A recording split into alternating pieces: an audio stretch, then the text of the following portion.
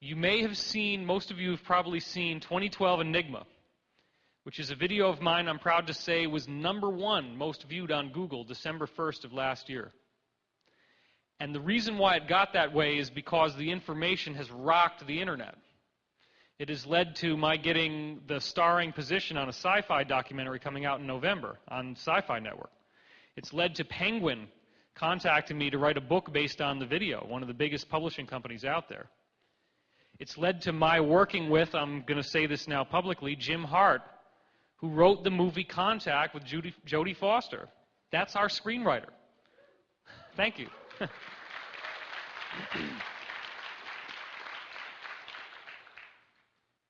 I'm working on Wander Awakening, which is the album cover you see here in the slide, with a 9-time Grammy-winning musician, Larry Sire.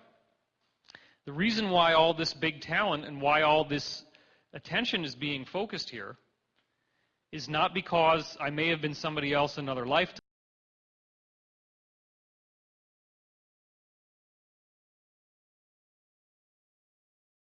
It's not because I have done psychic readings. It's not because I put prophecies on the internet that later were shown to come true. The biggest thing that I bring to the planet right now is to simply look at ancient prophecies that we know to exist, that we can document in great detail, and to then give a scientific framework for these prophecies on such an advanced level that we're looking at things in an entirely different way. So let's get back to 2012 Enigma for a minute. Most of you have seen that video. You may remember that I discuss an experiment that was conducted in which a tiny, what's called buckyball, was shot through a grating, and the grating is 100 nanometers wide.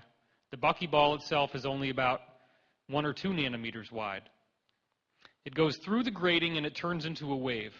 The buckyball itself, which is supposed to be a macroscopic object, goes through this little slit, and for whatever reason it turns into a non-local wave. Now again, I talked about the experiment where buckyballs are shot through a 100 nanometer grate, a little tiny slit. They turn into a wave just by hitting the grate. It's like it makes them flip inside out and go from space-time, where they're a particle, into time-space. That solid particle, which has 120 atoms in it, it's not just like some tiny little thing. It's a ball. It's got structure. It's got form. It's got shape. It literally popped out of our space-time entirely. It flipped over into a realm where time is 3-dimensional, space is 1-dimensional, and it smears out.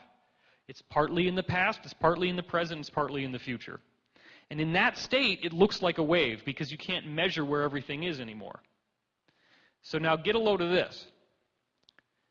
The DNA molecule is only slightly wider than a buckyball, which means the DNA molecule is also subject to quantum effects, in which the molecules within your DNA are phasing between being here in space-time and being in time-space, where they actually are stretched out through linear time.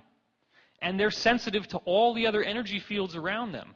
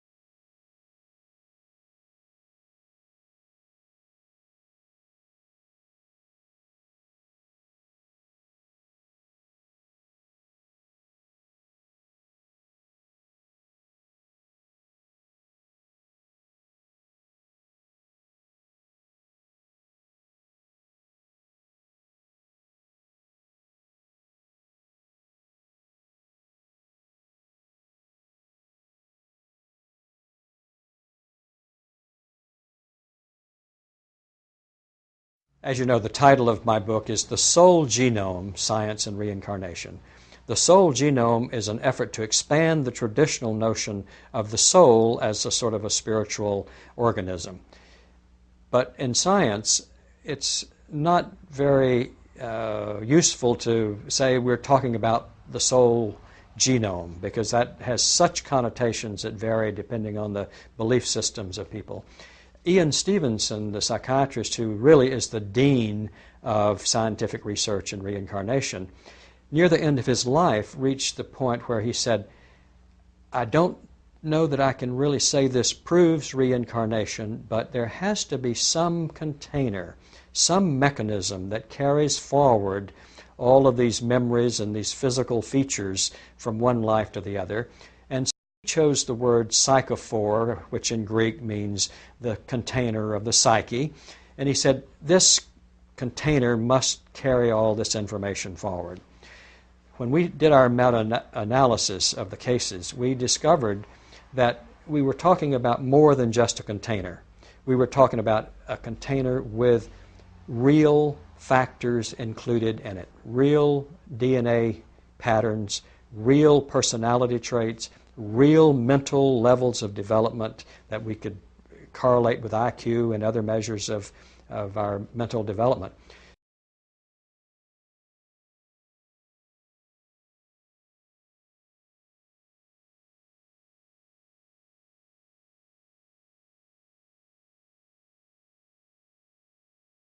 Of course, it goes without saying that for those of you who haven't seen this, when they haven't seen it before, there's a gasp in the audience, but you all are well initiated. Edgar Cayce and myself, there's obviously a facial similarity there. This is my brother and Casey's first guy, Dr. Ketchum, who got him out there in the world. My father, after a Metallica concert, that's why he's sneering.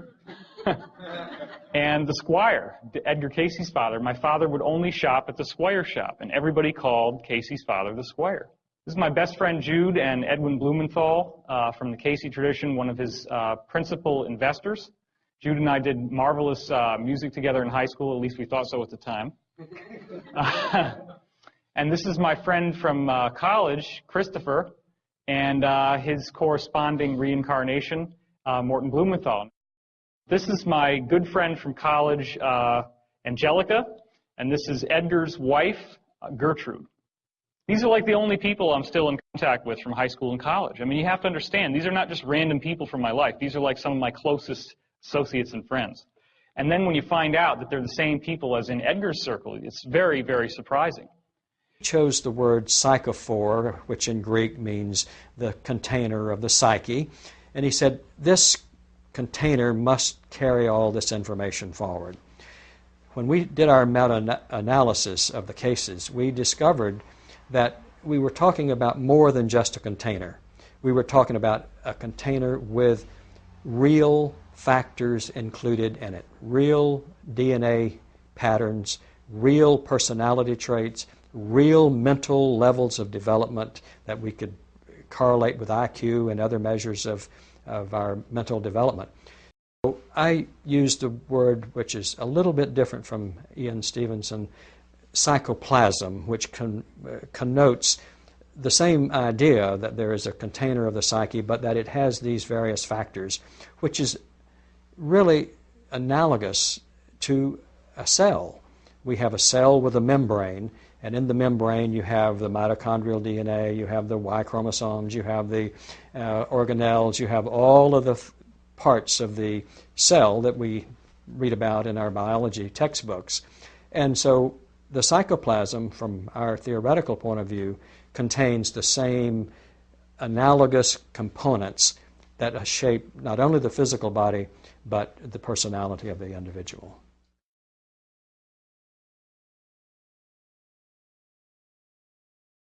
The genome that we have so much publicity about today that comes to us from our parents is not the same in all details as the soul genome, which is the concept that we use, and we use the scientific term psychoplasm, because it involves something greater than the physical chromosomes that are passed to us from our parents.